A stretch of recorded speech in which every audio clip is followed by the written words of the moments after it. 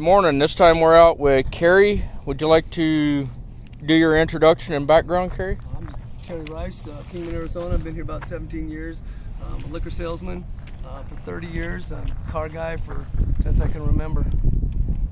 What got you into the hot rod collection and restoration? My older brothers, they were like 10, 12, 15 years older than me, and even when I was 3 or 4, God, they had hot rods in the garage. And then my next older brother, when I was 9, he let me drive a 3-on-the-tree old pickup truck, and I kind of dug that. And then I was about 12, I think it was, my brother bought a 68 442 4-speed car home, and all his buddies had hot rods, and I just thought, that's pretty cool stuff.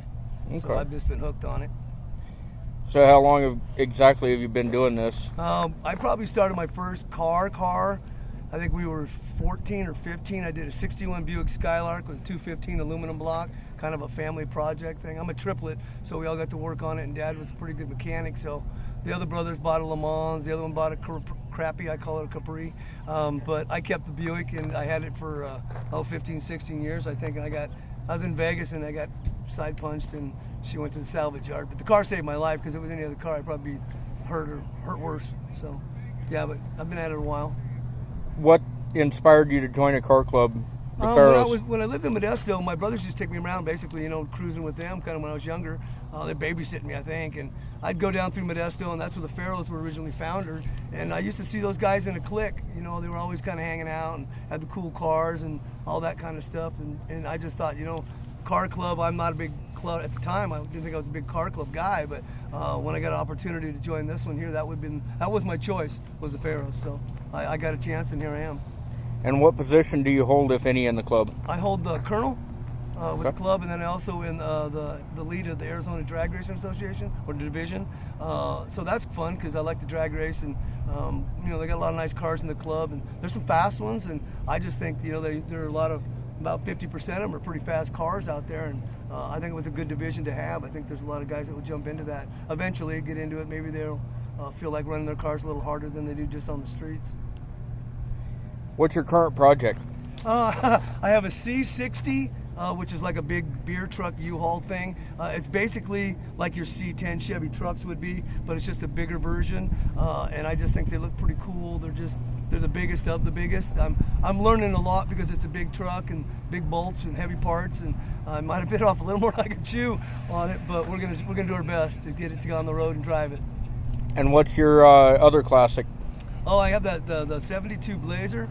2-wheel drive, big block in that. We did the motor, did all the body work, mostly everything on it I did myself. I had it for 7 years now. It's one of those things you put on the back burner, and kids and life gets in the way, and so finally I got a chance to get it started when I moved here some odd years ago.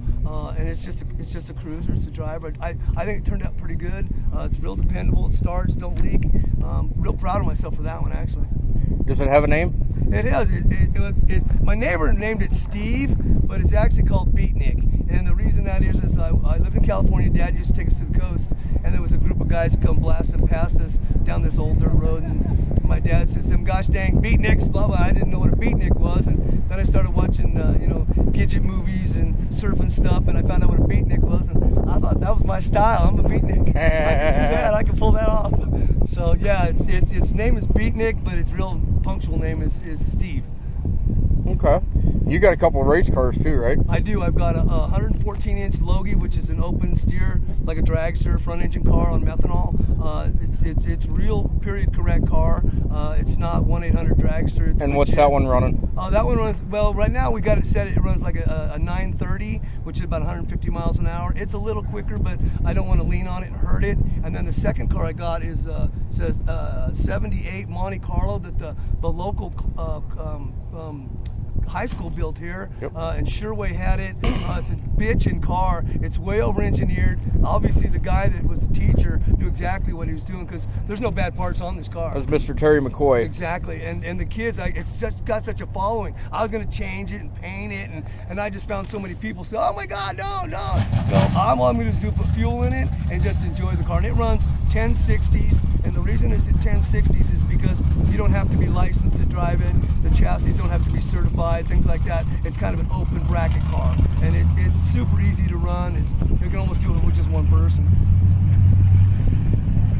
And as far as beating it goes, is this as far as you're planning on going with it, or do you have future plans for the truck? I think I want to go back up underneath it. There's some stuff I want to do. I'd like to put maybe a newer front end underneath it. It's fine, but there's just the parts that are out there now are so much better for handling and alignment and stuff like that. And this stuff 72, 71 stuff on it. What's this truck mean to you? Oh man, it means everything. Like I said, I'll get personal. I've had like 3 girlfriends, 4 jobs, 5 states, and about 9 dogs, and that thing's still stuck with me. So it means a lot because everything else is kind of not there anymore. And that's the one thing I took out of all that. So yeah, it's been a long journey. All right. And what would you say to someone to inspire someone to get them to join a club or just get into hot rodding in general, or racing for that matter? Yeah, well, I'll tell you what my dad told me when I was building these cars. He said, there's a guy that showed up on Monday and worked all the way to Friday. He's no better, no smarter than we are. He just had an abundance of parts. It's just nuts and bolts. If a guy can do that, or anybody can do that, well, anybody can do it. You know what I mean? There's no special training to these cars. It's your dream. Whatever you feel like doing. I mean, if you want to, lay it down, you want to go high with it, you want to just be a driver, you want to be the fastest thing in town, well, it's all there if you want it. You just got to either have the money and the time, and there's no shortage of knowledge. There's people all in our club, for one, that have done it, been there probably once or twice, or at least 3 times. I mean, right there in that parking lot, there's 1,000 years of experience in hot rods they're not going to let you do it wrong. They'll look over your shoulder and point at you and say, no, try it this way. And normally they're right. They've done it before. Even some of the younger members, right? Yeah, like I said, we got guys in our club that are carburetor guys. We got tranny guys down in Fort Mojave. We got guys that are good at electronics, electricity. They say, oh no, don't do that. You got a guy with a good sound system and you want one, you might want to talk to him. You know what I mean? He's got knowledge. He's done it, so he knows the shortcuts, I guess you should say. Okay.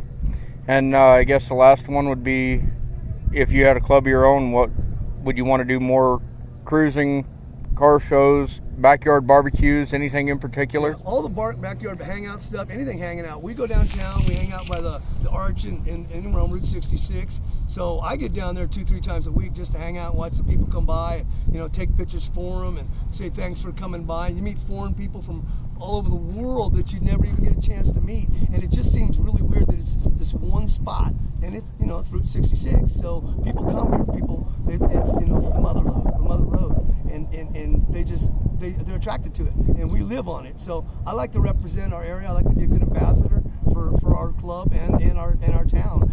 And people tell me after they come back, hey man, that was the coolest visit ever. You guys are the greatest. So, and I don't think they're saying that in New Mexico. I don't think they're saying that in Texas. But they said it about Kingman. So that's kind of what I like. It's giving them an impression, a nice, warm, fuzzy feeling when they're out there on the road. Do you have anything else that you'd like to say to anybody out there? Just do it. Get your cars. It doesn't matter if it's new. It doesn't matter if it's old.